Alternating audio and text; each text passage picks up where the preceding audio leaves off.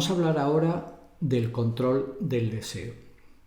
Para los estoicos, el papel de los impulsos emocionales, del deseo, no es perjudicar nuestro desarrollo, nuestra naturaleza intrínseca humana, forman parte de ella, tienen su función. De hecho, hay un término griego que van a manejar en sus escritos que es hormé. Hormé es el impulso, el movimiento anímico dirigido hacia lo que consideramos bueno o malo, ese impulso que nos lleva a reaccionar o a actuar siguiendo justamente lo que queremos alcanzar, lo que hemos evaluado o lo que tenemos casi instintivamente marcado en nosotros como que nos favorece, que nos hace un bien. Para los estoicos, en el animal, ese impulso, esa reacción dirigida hacia lo que se considera adecuado, nace del instinto. Un instinto que viene dado por la propia naturaleza y que rara vez se equivoca. Sin embargo, en el ser humano, ese impulso, esa reacción, nace muchas veces de nuestras pasiones descontroladas y otras veces de nuestros juicios, que no siempre son acertados, muchas veces son erróneos, ¿no? Hay otro concepto interesante que es patos. Patos hace mención a las pasiones perturbadoras del alma. No todo lo que se produce en nuestro mundo emocional es ni bueno ni malo, simplemente forma parte del proceso. Son respuestas al mundo que nos sucede. De hecho, luego veremos que el mundo emocional es una fuente real de energía para actuar. Esas pasiones, el problema es cuando están descontroladas, cuando realmente nos impiden actuar centrados. Otro término interesante es apateia, que sería la carencia de esas emociones irracionales, lo que nosotros ha llegado a nuestros días como apatía, que en realidad en nuestro caso actualmente tiene una connotación negativa, pero que en su origen no se refiere a esa falta de interés o de motivación por nada, sino más bien esa ausencia de perturbaciones emocionales fuertes. Ataraxia será la meta que buscarán, esa ataraxia o serenidad o tranquilidad del ánimo, que no es una indiferencia, sino más bien una trascendencia, ¿no? Lo que sí nos advierten es del peligro del deseo cuando está descontrolado, porque se convierte en un gran esclavizador del ser humano. Vamos a leer de Séneca una frase que dice: no esperes que desaparezcan tus antojos. Ese es un momento que nunca llegará, porque después un nuevo deseo surgirá del anterior. ¿Qué es lo que nos vienen a decir? Que el deseo es insaciable. Cuando un ser humano deposita en sus deseos y en la consecución de ellos su aspiración a la felicidad, nunca va a ser feliz. ¿Por qué?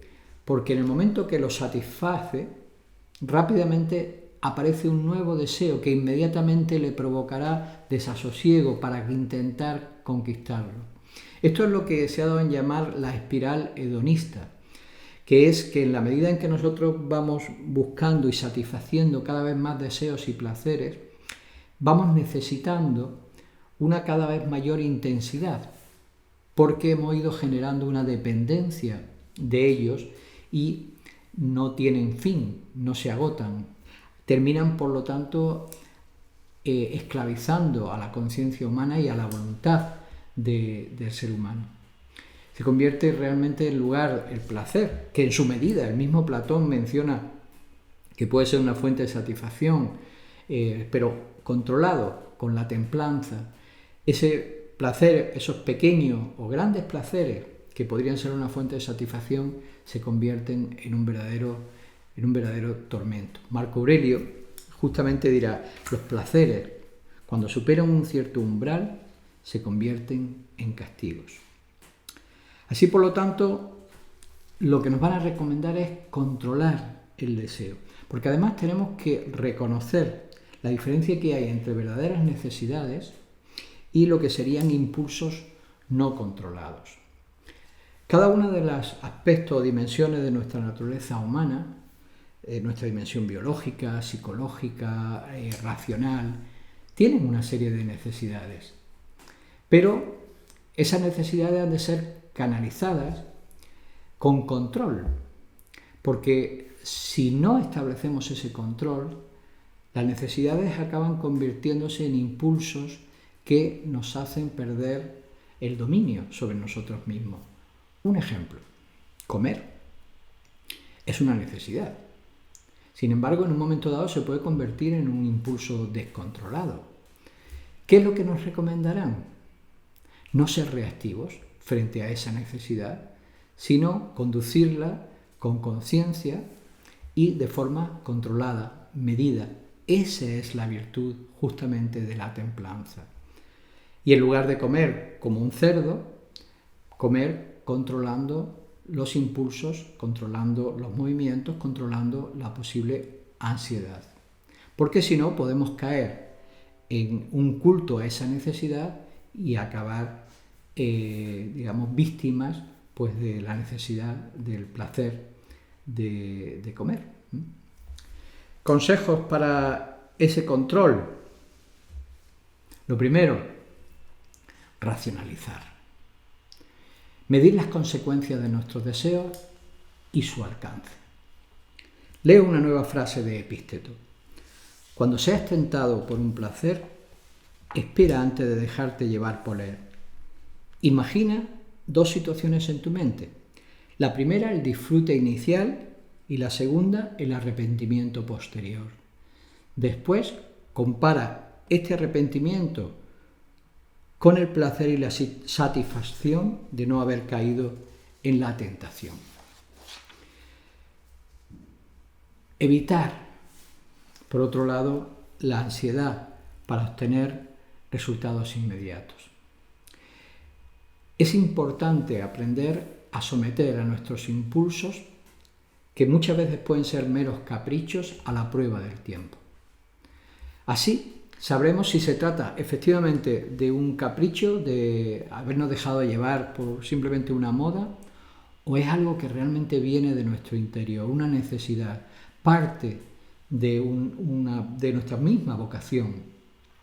Porque el deseo, para reconocerlo, de un verdadero impulso interior, de una necesidad interior, el deseo requiere una satisfacción inmediata. La paciencia ayudará a poner a prueba a esos impulsos y permitirnos reconocer la pureza de su naturaleza. Epícteto otra vez. Nada bueno se crea de un día para otro. Incluso las uvas y los higos necesitan tiempo para madurar. Si dices que quieres un higo, ahora te diré que le des tiempo. Deja que florezca primero, que dé fruto después y finalmente madure. Y también dentro de ese proceso de control nos recomendarán no ser estúpidos y no buscar directamente la cercanía de nuestras tentaciones. Es decir, no exponer lo que son nuestras debilidades, en la medida en que las reconocemos, no exponerlas irracionalmente, ¿no? Sino evitar la tentación. Continuamos con algunos consejos justamente en la dirección de controlar, de conducir nuestros deseos y de no caer en su esclavitud. Uno de los consejos más interesantes es aprender a valorar lo que tenemos y no estar lamentándonos continuamente por lo que no tenemos. Esto es un caso muy común y fuente de muchísima infelicidad. No sabemos valorar lo que tenemos, nos hemos acostumbrado a ello y difícilmente tenemos perspectiva para realmente alegrarnos y sacar partido, reconocer cada día las situaciones, oportunidades que la vida nos ofrece y todo lo que poco a poco hemos podido ir desarrollando dentro de nosotros mismos y todo lo que el destino ha puesto a nuestro alcance. Para ello, nada mejor que viajar, que ver otros mundos, que encontrarse con otras situaciones y descubrir que por muy grande que pudiera uno pensar la desgracia que uno tenía y las cosas que a uno le faltaban, el mundo nos muestra cómo hay muchísima gente que nunca las echará de menos porque no saben ni que existen y sin embargo son felices. El saber ponerse en la piel de otros para poder salir de nuestras estrecheces mentales ayuda muchísimo, porque el deseo nos hace perder la perspectiva de nuestra realidad y no sabemos valorarla. Marco Aurelio dirá: no imagines tener las cosas de las que careces. Elige las mejores cosas que tienes y piensa cuánto las extrañarías si no las tuvieras. Por otro lado, también nos van a recomendar el desapego. El desapego estoico nos conduce a tratar de vivir con cierta austeridad, sin necesitar demasiadas cosas, sabiendo realmente evaluar aquellos deseos y apegos que tenemos y que son superficiales, o aquellos deseos que tenemos y que realmente no dependen de nosotros, para no tanto desear tener muchas o maravillosas cosas, sino para enfocarnos mucho más en aquello que constituye nuestra verdadera riqueza, que es mejorar nuestra naturaleza humana. Y curiosamente, la idea de cierta frugalidad en la vida, de cierta austeridad, de cierto minimalismo, es decir, de solo enfocarse y esforzarse en aquellas cosas que son realmente esenciales, es la base de una ecología, porque gran parte del problema que vivimos en nuestro tiempo actual no está tanto en los residuos los residuos que producimos, sino en la actitud de continuo querer tener, disfrutar de objetos, de cosas que en tanto no se detenga, en tanto no se pare esa avidez por estar continuamente cambiando de objetos, de decoración, de ropa, etcétera, etcétera, pues difícilmente vamos a poder detener ese proceso de deterioro y de esquilma de la propia naturaleza. Epícteto, por ejemplo, nos recomienda y nos dice: la libertad no se obtiene satisfaciendo deseos, sino eliminándolos. Séneca, por su lado, dirá: no es pobre aquel que menos tiene, sino aquel que desea más, ni rico aquel que más posee, y sí aquel que ambiciona menos. Los que viven conforme a la naturaleza nunca serán pobres. Los que viven preocupados por lo que los otros dirán nunca serán ricos. La naturaleza exige muy poco. Sin embargo, la exigencia de la opinión del mundo no tiene límites. Frente al deseo, nos van a proponer cultivar el sentido del deber. Porque la mayor parte de los impulsos y de los deseos van conducidos a buscar una satisfacción. Sin embargo, cuando realmente podemos experimentar la satisfacción del deber cumplido, el deber entendido como aquello que nos exige lo mejor de nuestra naturaleza humana, cuando realmente vemos que hemos podido superar una debilidad, que hemos podido cumplir con algo que nos habíamos propuesto, aparece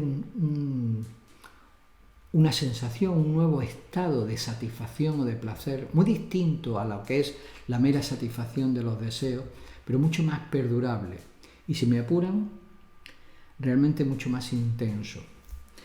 Ellos nos hablarán de ese sentido del deber, no como un sacrificio, sino como la felicidad de poder ser fieles a uno mismo.